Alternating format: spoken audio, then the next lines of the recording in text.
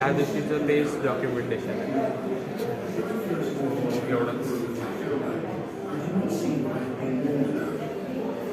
पण ही room साकारण्यामागची concept काय तुमची? अगोदरची रूम हां, हां. तर आत ते या ना. की आत चला. जेव्हा मी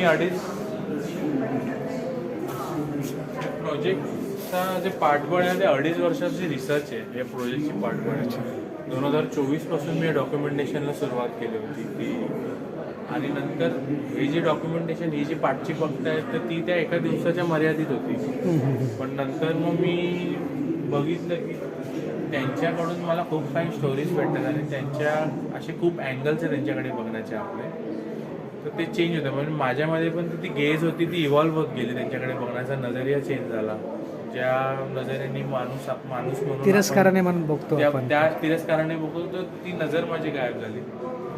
तर हे ज्या भिंत आहेत, ही जी रूम आहे, ही रूम नॉर्मल रूम नव्हे, ही कोठा नव्हे, ही ब्रॉथेल नव्हे, ही रूम मी अशी रिप्रेझेंट केली ती पोर्ट्रेल ऑफ अ प्रॉस्टिट्यूट. आणि हे ज्या 4 भिंती आहेत, या 4 भिंतीत जे 4 जीवनाचे जे विचार आहेत